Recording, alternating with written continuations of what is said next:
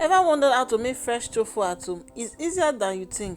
You can create your own delicious tofu that's perfect for stir fry, salad, or as a protein pack addition to any dish.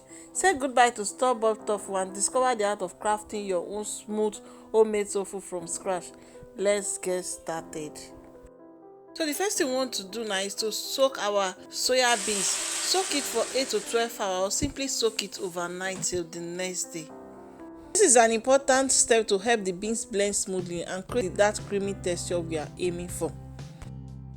After soaking, drain and rinse the soya beans very well. Wash with clean water for at least 3 to 4 times.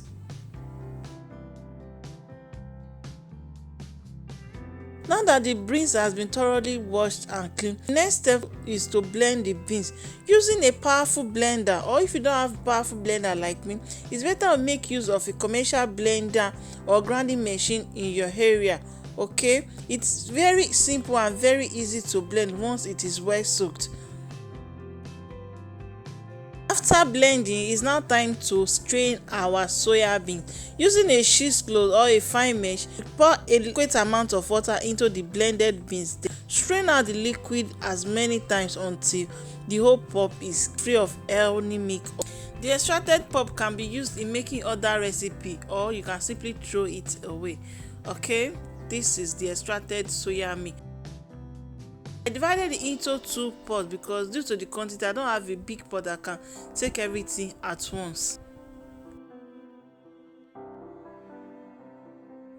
For my coagulants, I'll be going with pap water today. You can simply use lemon juice, alum, or magnesium chloride, or you can even use sodium apple leaf. Just place the soya milk on fire and using your spoon or anything, skim off the foamy parts of it, and please don't be far away when cooking this meat because it easily splashes and it can cover up the whole pot in few seconds or minutes. Okay, and once you lost the upper part of it, you have lost the whole texture of the tofu you are making. At this point, I've added my coagulant, which is the pap water, into the first pot, and I'm also repeating the same thing to the second one. Okay, once the mix starts to boil, just add the coagulant and stir it together. Immediately the pap water or any coagulant you added, it starts to curdle almost immediately. So just leave it on the fire and let this cook for about 15 minutes. Turn off the heat and allow it to cool down. So pour your already curdled milk into your cheese bag. So I did that for the 2 pots, and then I press out the water as much as I can. So the next thing to add now is my salt, onions, seasoning cube, and of course grounded pepper. So though some of this will be lost with the water in the course of pressing, but it is what it is now. Some will be retained and some will be lost. So mix that thoroughly together.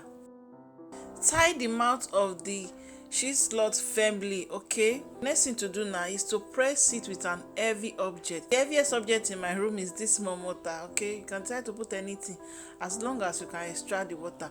Place it on it for a moderately firm tofu. You can keep it on it for about 15 to 20 minutes, but if you want a very firm and solidified tofu, you can leave it for 2 to 3 hours. Okay, so after that, take your knife and cut it into your desired shape and size. Tofu is a great source of plant-based protein containing all 9 essential amino acids. They help to support heart health due to its low level of saturated fat and cholesterol. They are also very good for bone health. They help with weight management due to the low calories they have, but they are very high in protein, which help to promote and help with meal management by reducing overall calorie intake. They also contains a lot of antioxidant properties. They are very good for skin health. Okay, they also help to improve digestion. Tofu is rich in fiber, which support digestive health by promoting regular bowel movement and preventing constipation. When consumed in moderation as part of a balanced diet, tofu can be a nutritious and health promoting food, and is a great meat for vegans, this is vegan meat. Okay, so you can decide to fry yours if you want to, but some people just store it in their fridge and they add it to their nutrition meal whenever they want to use it.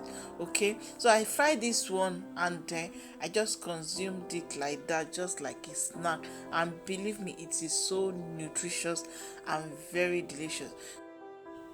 Give this recipe a try and experience the joy of making tofu from scratch. It is easier than you think and is so rewarding. So guys, if you have watched these videos till this time, thank you very much.